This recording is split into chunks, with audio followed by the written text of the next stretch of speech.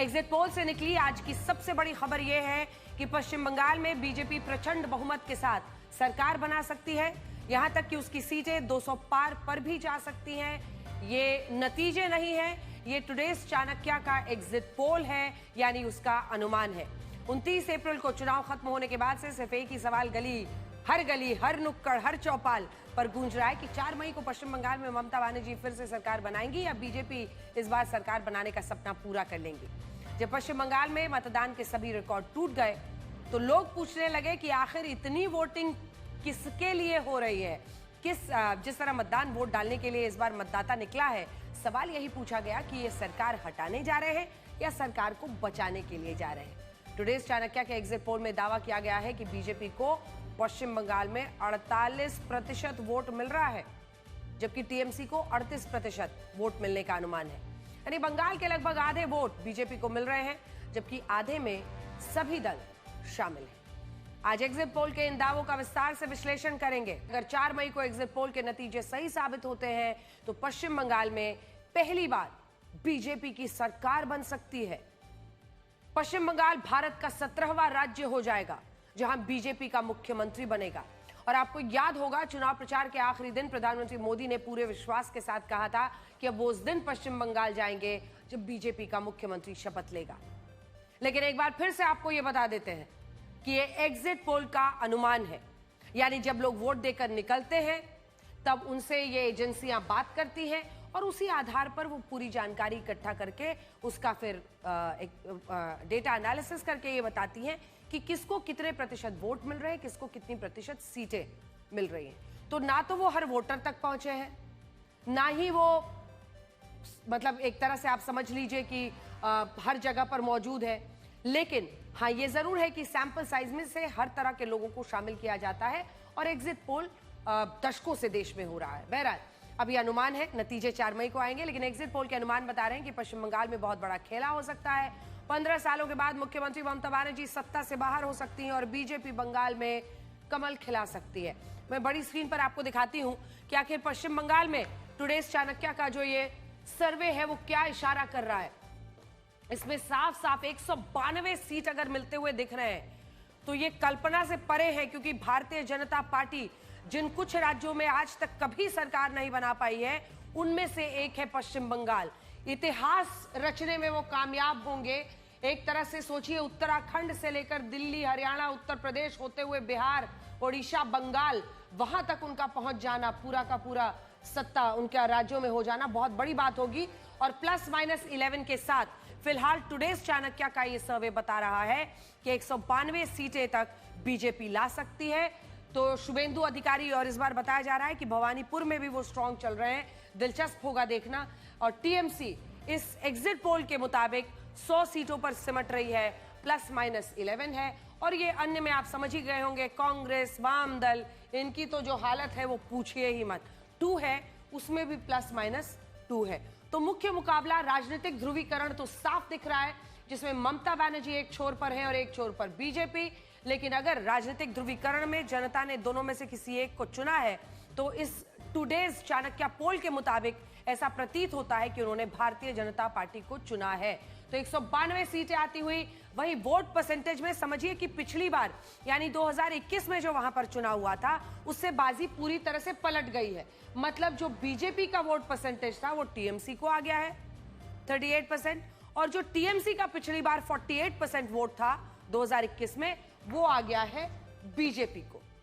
तो 10% के आसपास का इजाफा दिख रहा है। दोनों में ही +-3% लिखा हुआ है। वहीं अन्य में आप देख रहे हैं 14%। कांग्रेस, लेफ्ट, अन्य जो दल हैं उनको आप इसमें रख सकते हैं। हुमायूं कबीर, ओवैसी, ये सारी पार्टियां भी तो चुनावी मैदान में हैं। लेकिन सबसे बड़ी बात यही है कि अगर ऐसा करने में बीजेपी कामयाब हो जाती है तो वो एक तरह से बंगाल में इतिहास रच देंगे।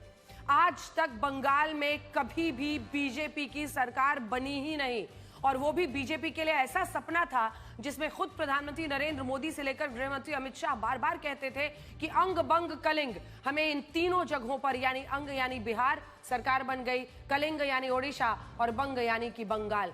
अब आपको हम दिखा देते हैं मुस्लिम वोटर किधर गया है, क्योंकि इस जो टुडेज चाणक्य का एग्जिट पोल है वो ये इशारा कर रहा है कि टीएमसी को एक मुश्त मुस्लिम वोट गया है 71% ±3। हालांकि पिछली बार के आंकड़े को सीएसडीएस ने जब सामने रखा था तो उनका कहना था कि 75% मुस्लिम वोट पिछली बार गया था बंगाल को। इस बार देखिए बंगाल में टीएमसी को और 8% इस बार दिख रहा है। अब देखिए कि जातियों के हिसाब से किसे कितने वोट मिल सकते हैं। ये एग्जिट पोल कहता है कि टीएमसी को मुसलमानों के 71% वोट मिले, जबकि बीजेपी को 8, लेकिन दलित, आदिवासी और पिछड़ों के वोट बड़ी संख्या में बीजेपी को मिलने का अनुमान है। दलितों के 22% वोट अगर आप देखिए तो यहां पर सबसे पहले हम आपको दिखा रहे हैं एससी।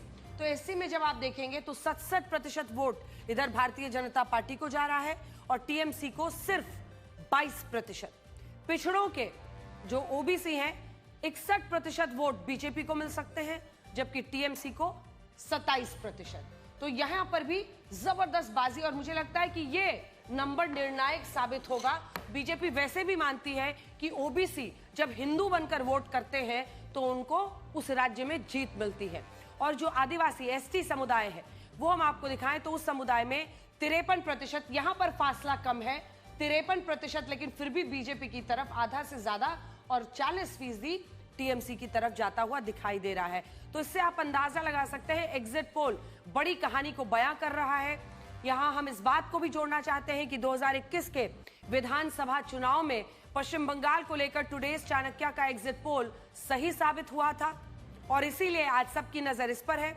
उस वक्त इस एग्जिट पोल में टीएमसी को बहुमत दिखाया गया था और बाद में टीएमसी 215 सीटें जीती थी। तो ये हम 2021 का आपको टुडेज चाणक्य का एग्जिट पोल दिखा रहे हैं। उन्होंने तब भी बीजेपी को तो 108 दिया था, लेकिन सरकार उन्होंने कहा था कि 180 प्लस सीटें आएंगी, ±11, तो 191 तक की सीटें दी थी और उस वक्त टीएमसी 215 लेकर आई थी। तो टुडेज चाणक्य का बंगाल में पिछली बार का 2021 का एग्जिट पोल भी सही साबित हुआ था। यहां बात सिर्फ इस एक एग्जिट पोल की नहीं है। अब आपको पोल ऑफ पोल्स भी दिखाते हैं। सभी एग्जिट पोल्स में बीजेपी को औसतन 151 सीटें मिलती हुई दिख रही हैं बंगाल में, जो बहुमत से 3 सीटें ज्यादा हैं। तो सबसे पहले आप देख रहे हैं टुडेज चाणक्य जो कि टीएमसी को 100 सीटें दे रहा है और 192 बीजेपी को, जो आज हमने आपको दिखाया आज तक पर। पी मार्क ये भी 150 से 175 सीटें दे रहा है। मैट्रीज 146 से 161 सीटें दे रहा है। चाणक्य स्ट्रैटेजीज 150 से 160। सिर्फ 2 ऐसे एजेंसीज हैं जिसमें एक है पीपल्स पल्स और एक है जनमत पोल्स, जो टीएमसी को सरकार बनाने की स्थिति में दिखा रहे हैं। वरना बाकी सारे अगर आप देख लीजिए, जेवीसी हो 138 से 159, पोल डायरी 142 से 171, प्रजा पोल 178 से 208। ये सारी की सारी पार्टियां एवरेज जो है वो बनता हुआ दिख रहा है उनका, और इस पर तो ज्यादा ध्यान देने की जरूरत है नहीं क्योंकि सभी ने उनको कम सीटों में ही समेट दिया है। तो कुल मिलाकर जितने भी पोल्स इस बार किए गए हैं वो सभी पोल्स इस बार इशारा कर रहे हैं कि यहां पर बन रही है बीजेपी की सरकार। टुडेज चाणक्य इसलिए इंपॉर्टेंट है क्योंकि उन्होंने पिछली बार भी बंगाल का सही प्रेडिक्शन किया था। उन्होंने कहा था कि 180-190 सीटें आएंगी और 215 सीटें ममता बनर्जी लेकर आई थी। ये सवाल आप सबके मन में होगा कि अगर पश्चिम बंगाल के ज्यादातर एग्जिट पोल में बीजेपी की सरकार बन रही है तो इसके पीछे 5 बड़े कारण कौन से हैं। तो पहला कारण, पश्चिम बंगाल में ममता बनर्जी की सरकार के खिलाफ 15 सालों की एंटी इनकम्बेंसी यानी सत्ता विरोधी लहर थी। अगर यही नतीजे होते हैं तो हम अभी भी आपको बार बार बता रहे हैं ये नतीजे नहीं है, ये एग्जिट पोल का अनुमान है सिर्फ। ये बात ममता बनर्जी भी जानती थी, जिसके कारण उन्होंने अपने 74 मौजूदा विधायकों को टिकट नहीं दिया था। तो ये बात तो टीएमसी भी जानती थी कि उनके खिलाफ, उनके विधायकों के खिलाफ लोगों में गुस्सा है, इसीलिए 74 को तो उन्होंने टिकट रिपीट ही नहीं किया, नए लोगों को वहां पर उतारा। यानी हर तीसरे विधायक का टिकट काटकर किसी नए उम्मीदवार को ममता बनर्जी ने मैदान में उतारा। दूसरी तरफ बीजेपी ने इसी एंटी इनकम्बेंसी को बड़ा मुद्दा बनाया। बीजेपी ने नारा दिया, भय आउट भरोसा इन। यानी ममता बनर्जी के शासनकाल को बीजेपी ने भय काल बता दिया, भय का शासन बताया। लोगों तक ये संदेश पहुंचाने की कोशिश हुई कि अगर लोगों में सरकार के खिलाफ नाराजगी है तो वो चुप ना रहे और इन चुनावों में आगे आए, हिस्सा ले, बिना डरे वोट डालें। एग्जिट पोल के मुताबिक बीजेपी की जीत का दूसरा कारण यह हो सकता है कि उसने क्षेत्रीय राजनीति और बंगाली अस्मिता को राष्ट्रवाद से टक्कर दी। राष्ट्रवाद को बीजेपी ने इतना बड़ा बना दिया और हिंदुओं को इस तरह से जोड़ा गया कि पश्चिम बंगाल में सारे समीकरण बदल गए। अब तक पश्चिम बंगाल में बीजेपी की सबसे बड़ी चुनौती यही थी कि उसे क्षेत्रीय राजनीति के कारण एक बड़ी पार्टी माना जाता, एक बाहरी पार्टी माना जाता था और यही हमेशा ममता बनर्जी के पक्ष में काम करता था। वो कहते थे 2 गुजराती आ गए हैं और ये बात लोग मान लेते थे, लेकिन अगर यही नतीजे होते हैं तो ऐसा लगता है कि ये कार्ड नहीं चला। राष्ट्रवाद की इस राजनीति ने बीजेपी के लिए एक अलग टेम्पलेट अब सेट कर दिया। तीसरा, राष्ट्रवाद की राजनीति को प्रधानमंत्री मोदी ने बेहतर तरीके से बुनाया। उन्होंने झालमुड़ी से बंगाली अस्मिता को भी साधा, घुसपैठ के मुद्दे पर बंगाल के लोगों को बीजेपी के साथ जोड़ा। और चौथा कारण यह है कि हिंदू और महिला वोट बीजेपी के पक्ष में जाना। 192 सीटें आ रही हैं। अगर भारतीय जनता पार्टी को यही अनुमान बदलते हैं नतीजे में, तो साफ इशारा है कि महिला वोटर्स सीधे जो टीएमसी के साथ थे पहले 50% के आसपास, वो बीजेपी की तरफ आए हैं और जो हिंदू वोटर्स हैं उनको बीजेपी ने अपनी तरफ लामबंद करने में सफलता हासिल कर ली है। एग्जिट पोल से ऐसा ही लग रहा है। यह भी माना जा रहा है कि ममता बनर्जी और टीएमसी के नेताओं ने जिस तरह से जय श्री राम के नारे का विरोध किया, उसका भी बीजेपी को फायदा मिला। मुस्लिम ध्रुवीकरण की राजनीति को बीजेपी ने काउंटर कंसोलिडेशन के लिए एक सफल लॉन्च पैड बनाया। और पांचवा कारण है वोटर लिस्ट का स्पेशल इंटेंसिव रिवीजन, रिकॉर्ड मतदान।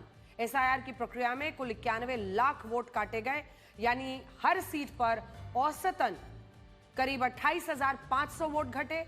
जबकि इस बार बंगाल में रिकॉर्ड मतदान हुआ। 2011 में जब रिकॉर्ड मतदान हुआ तो लेफ्ट की 34 साल की सत्ता चली गई थी।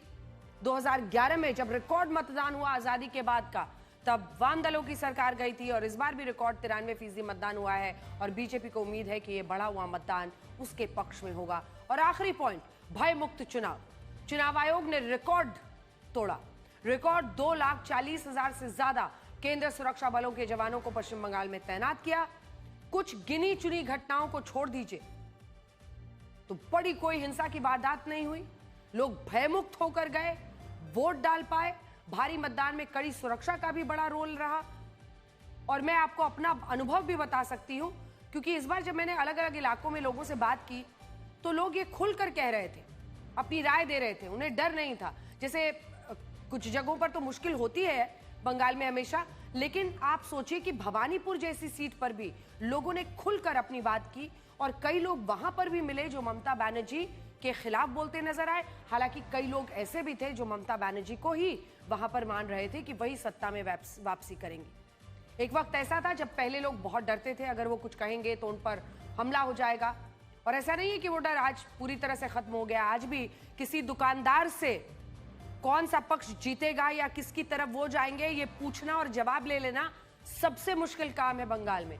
क्योंकि दुकानदार ये मानते हैं कि एक बार उनकी दुकान की पहचान हो गई तो जो कार्यकर्ता है पार्टी के, वो आकर उन पर हमला कर देंगे अगर उन्होंने टीएमसी के खिलाफ बोला।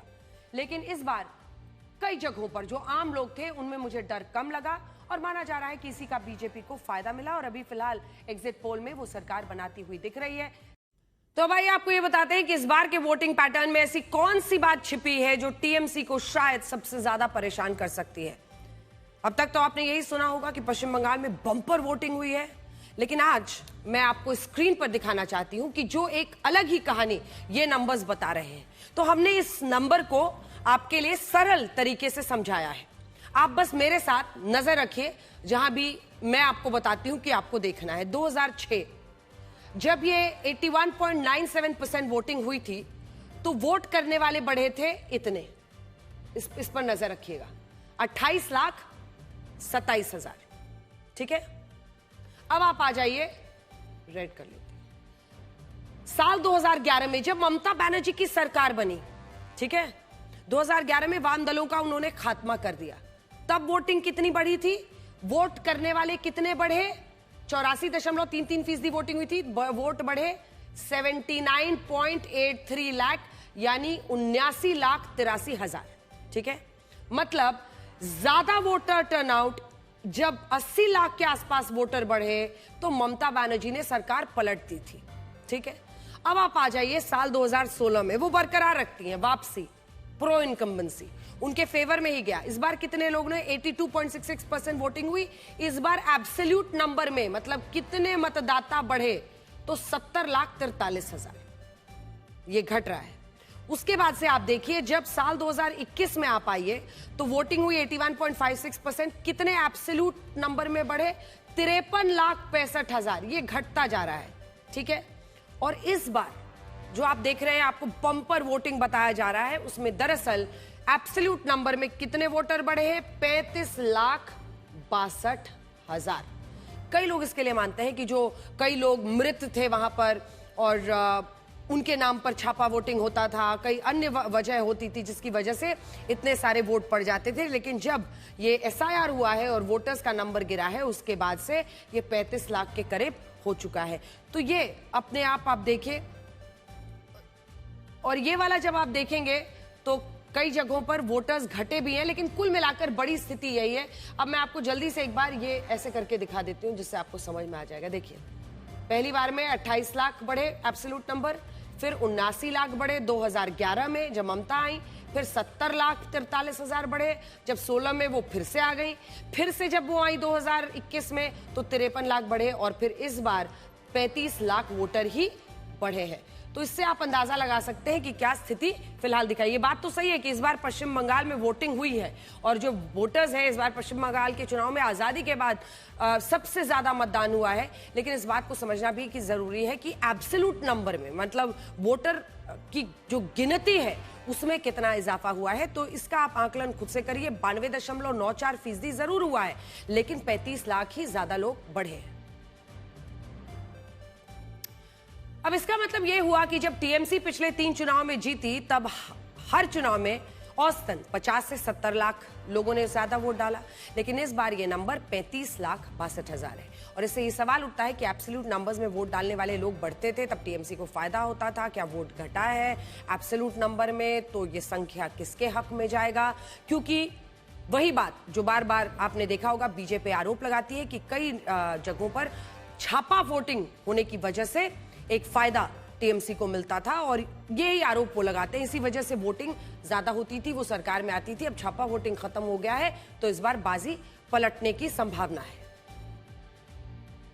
ये वोटों का वो गणित है जो 4 मई के नतीजे तय करेगा और माना जा रहा है कि एब्सोल्यूट नंबर्स में वोटर्स की संख्या घटने से टीएमसी की मुश्किलें बढ़ सकती हैं। या तो उसकी सीटें बहुत कम हो जाएंगी या वो बिल्कुल दूसरी तरफ हो सकती है। और ऐसा भी मुमकिन है कि बीजेपी जीते और ऐसा भी मुमकिन है कि टीएमसी जीते। जनता फैसला देती है। फैसला आपको सबसे तेज सुबह 6 बजे से आज तक पर दिखेगा। मंडे को हमारा अपॉइंटमेंट है आपसे सुबह 6 बजे से।